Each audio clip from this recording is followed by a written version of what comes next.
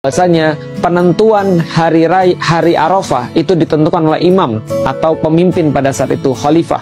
Dan penentuan 10 Zulhijjah kapan hari raya Idul Adha menurut Ummul Mukminin adalah ketika imam menyembelih kurbannya, yaitu adalah khalifah menyembelih kurbannya. Ini menandakan kepada kita sebuah penegasan kembali bahwasanya pemimpin yang ada di kota Mekah, khalifah yang waktu itu kemudian menyembelih di kota Mekah dan mengikuti kemudian haji di kota Mekah, dialah yang menentukan. Artinya imam lah yang menentukan, atau penduduk kota Mekah yang menentukan, karena Arafah tidak ada di Indonesia, Arafah tidak ada di Malaysia, Arafah tidak ada di Turki, Arafah tidak ada di Mesir. Maka penentuan Idul Adha adalah berdasarkan haji. Problemnya teman-teman sekalian, kalau ada perbedaan dalam penentuan Idul Adha, maka akan membawa masalah-masalah lanjutan. Misal, Rasulullah Shallallahu Alaihi Wasallam itu menyunahkan bagi orang-orang yang tidak berhaji untuk berpuasa ketika melihat jamaah haji itu wukuf di Arafah.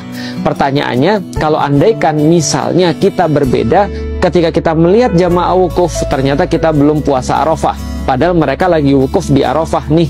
Besoknya ketika mereka sudah menyembelih haji, lalu kita puasa, kita katakan apa? Saya puasa Arafah, padahal sudah tidak ada lagi jamaah yang wukuf di Arafah.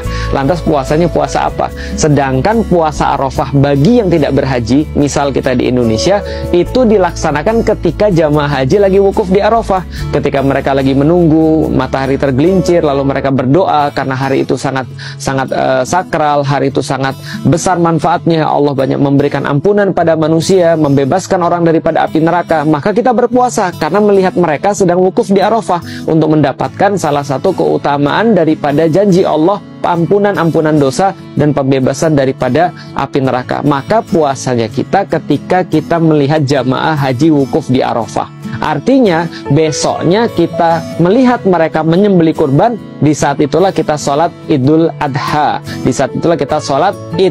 Artinya inilah penentuan berdasarkan ulama-ulama yang perlu kita sampaikan, bahwasanya ulama-ulama tidak ada perbedaan dalam penentuan hari raya Idul Adha. Lah kalau seandainya sekarang ada perbedaan, misal di Indonesia pernah berbeda, di negeri-negeri yang lain ada yang berbeda, maka itu bukan perbedaan yang bersifat masyhur, bukan perbedaan yang terkenal, atau bukan perbedaan yang biasa, tapi perbedaan yang terjadi baru-baru ini saja.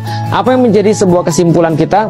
Pertama, inilah kenapa ketika Ummul Mukminin Aisyah menyampaikan kepada kita bahwasanya imam atau khalifah itu yang menentukan hari raya, itu penting sekali untuk persatuan kaum muslimin semuanya. Yang kedua, kita tahu bahwasanya haji itu adalah Arafah. Rasulullah mengatakan kepada kita, al-hajju Arafah. Sesungguhnya haji itu adalah hari Arafah di padang Arafah.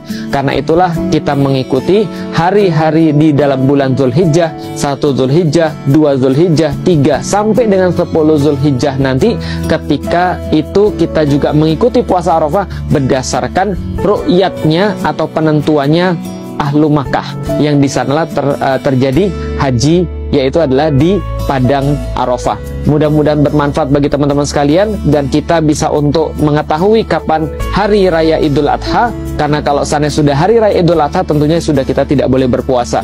Mereka di sana yang ada di Arafah, yang ada di Mekah, mereka sudah menyembelih, kita baru puasa. Maka seolah-olah kita berpuasa tidak tahu puasa apa, karena Arafah sudah lewat, sudah tidak ada lagi jamaah yang berwukuf.